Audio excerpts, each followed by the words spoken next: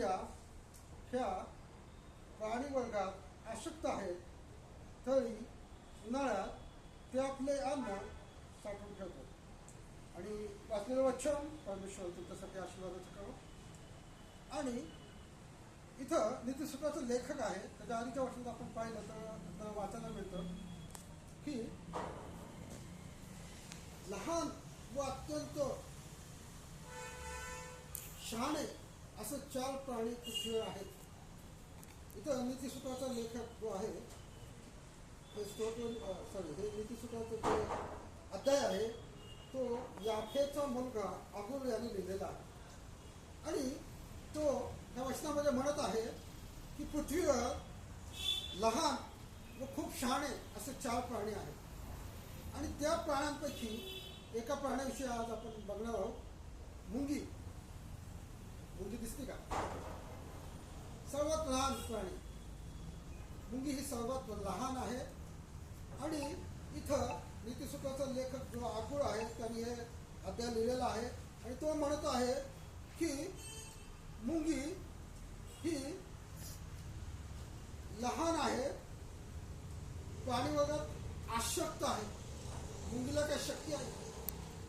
सर्व आपण चालता जाता मुंगीवर पाय देऊन जातो लगेच मिळालं, बरोबर. लहान आहे, आशक्त आहे, पण तिला हा नीतिसूत्राचा लेखक म्हणत आहे की ती लहान आहे पण ती अत्यंत शहाणी आहे, हुशार आहे. Praise the Lord. आपण पण लहान आहोत. आणि लहान कळपाविषयी काय देवाचं वचन आहे? हे लहान कळपा भिवू नको, की तुला मोठे वतन द्यावे, राज्य द्यावे, हे देवाच्या मर्जीस आलेलं आहे. आणि जेव्हा लहान असतो, आशक्त असतो, तेव्हा भिण्याची गरज नसते. कारण की देवाचं वचन जर मुंगीविषयी साक्ष देते, मुंगीचं जर उदाहरण देते, मुंगीचं जर देवाच्या वचनातून कौतुक केलं जातं, तर आपण मुंगीपेक्षा फार मोठे आहोत. हालेलुया. फार सशक्त आहोत, फार शहाणे आहोत. मुंगीपेक्षा शहाणे आहोत तुम्ही. हालेलुया. Praise Lord. आणि त्या मुंगीला का शहाणा म्हणलेलं आहे तर त्याविषयी पुढे भागात आपल्याला पाहायला मिळतं. मुंग्या ह्या प्राणी वर्गात आशक्त आहेत, तरी उन्हाळ्यात ते आपले अन्न साठवून ठेवतात. आणि त्या मुंग्यांना का हा नीतिसूत्राचा लेखक आगूर जो आहे, याफेचा पुत्र आहे, तो का शहाणा म्हणत आहे? कारण की ते उन्हाळ्यात आपले अन्न साठवून ठेवतात. आणि तुम्हाला माहित आहे पावसाळ्यामध्ये मुंग्यांना बाहेर जाता येत नाही समजा. त्यामुळे ते काय करतात, उन्हाळ्यात तुम्ही पाहिलं उन्हाळ्यामध्ये त्यांची लाईन दिसतच असते मुंग्यांची. आणि ते काय असतात, एखादा गव्हाचा दाणा असू द्या, एखादं भाताचं शीत असू द्या, त्या एकमेकांच्या अंगावरती घेऊन ते वाहत असतात. आणि ते लाईनशीर ते जात असतात. आणि त्यामुळं नीतिसूत्राचा लेखक त्यांना शाळा म्हणतो. आणि आणखी काही वचन आपण वाचूया. नीतिसूत्राचं पुस्तक 6वा अध्याय आणि त्यातील 6 ते 8 वचन मी वाचतो. अरे आयुष्या, मुंगीकडे जा, तिचे वर्तन पाहून शहाणा हो. आणि इथं आपल्याला पाहायला मिळतं की नीतिसूत्राचा लेखक जो आहे, हे नीतिसूत्राचं जे पुस्तक आहे ते दावीद पुत्र शलोमोन यांनी लिहिलेलं आहे. आणि तो म्हणत आहे, अरे आयुष्या, मुंगीकडे जा, तिचे वर्तन पाहून शहाणा हो. आणि आता पावसाळ्याचे दिवस आहेत आणि खूप जण आळसपणा करत आहेत देवाच्या सानिध्यात येण्यासाठी, देवाच्या मंदिरात येण्यासाठी. कारण देत आहेत की पाऊस पडत आहे. आळसपणा करत आहेत की माझं हे दुखत आहे, ते दुखत आहे. आत्ताच आपण साक्ष दिली, बरोबर. कारण की हे पावसाळ्याचे दिवस आहेत. ह्या दिवसामध्ये जुनी दुखणी वरती येतात, जुने आजार पण पुन्हा डोक्यावरती काढतात आणि शरीर थोडं काय म्हणतात त्याला थंड पडतं. आणि त्यामुळं हाडं वगैरे थंड, त्यामुळे दुखणे वगैरे वाढतात. वर्तन पाहून शहाणा होण्याची गरज आहे. आणि इथं नीतिसूत्राचा लेखक म्हणत आहे, तिचे वर्तन पाहून शहाणा हो. आणि मुंगीविषयीच्या 4 गोष्टी पुढे आपल्याला पाहायला मिळतात, ते मी थोडक्यात सांगणार आहे. तिला कोणी धनी व देखरेख करणारा किंवा अधिपती नसता ती उन्हाळ्यात आपले अन्न मिळवते.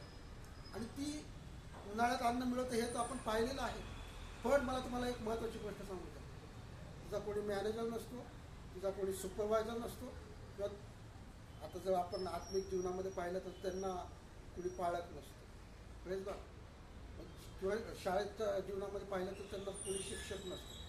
म्हणजे शिक्षक नसताना किंवा चर्चमध्ये पाहिलं तर पाळत नसताना किंवा एखादा राजा नसताना, एखादा कंपनीत म्हणलं तर एखादा सुपरवायझर नसताना, एखादा मॅनेजर नसताना जर तुम्ही प्रामाणिकपणे काम करत असाल, प्रेज लॉर्ड, तुम्ही प्रामाणिकपणे कष्ट करत असाल, असं नाही की बाबा कुणी आपल्याला पाहायला नाही, कुणी आपल्याला सांगायला नाही, कुणी आपल्याला छडी मारायला नाही, त्यामुळे कसंही वागलं, कसंही अभ्यास केला तरी चालेल, असं नाही.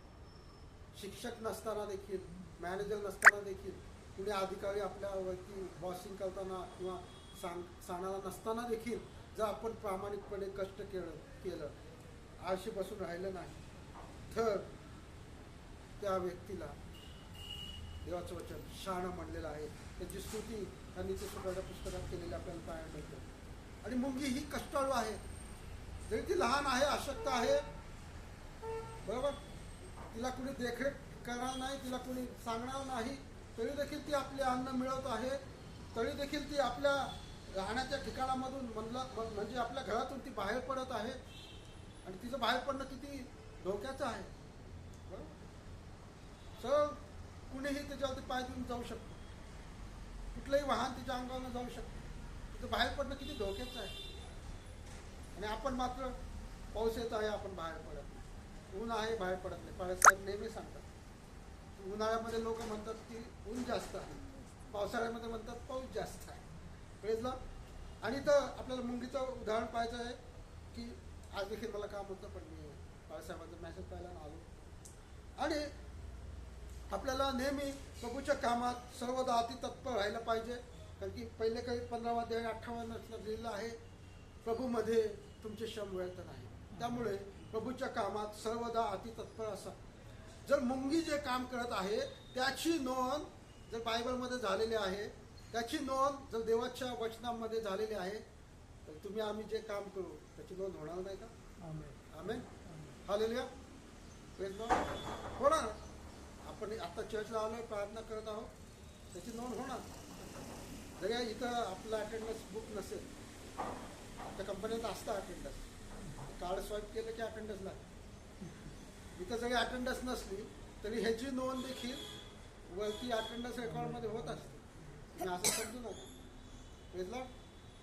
आणि जर त्या मुंगीची नोंद होत आहे, मुंगीच्या कष्टाची नोंद होत आहे, तर आपण जे कर्म करत असू, चांगले कर्म करत असू, त्याचं फळ आपल्याला मिळणार नाही का? त्याची नोंद परमेश्वर ठेवणार नाही का? आणि इथं आपल्याला पाहायला मिळतं की उन्हाळ्यात आपले अन्न मिळते आणि कापणीच्या दिवसात आपले भक्ष्य जमा करून ठेवते. आणि इथं ह्या मुंगीच्या जीवनातून आपल्याला काही शिकणं गरजेचं आहे. ती येणाऱ्या दिवसासाठी काहीतरी भक्ष्य जमा करून ठेवते. Praise Lord. हालेलुया. आणि नीतिसूत्राच्या पुस्तकातच म्हणलेलं आहे, धार्मिक व्यक्ती आपल्या पुत्रपौत्रांसाठी वतन करून ठेवतो. आणि नीतिसूत्राचं पुस्तक आहे, त्यामध्ये एका वचनामध्ये दिलेलं आहे की घर व धन ही वडिलांपासून मिळालेला दायभाग आहे. नीतिसूत्र 19 अध्याय आणि त्यातील 14 वचन. आणि मला तुम्हाला सांगू द्या, जुन्या काळी जर आपण पाहिलं तर अब्रामाने जे धन मिळालं होतं ते त्यांनी आपल्या पुत्रास इसाकास दिलं. दाविदाने जे आपली मालमत्ता कमवली होती ते त्यांनी शर्मनास दिली देवाचं मंदिर बांधण्यासाठी, बरोबर.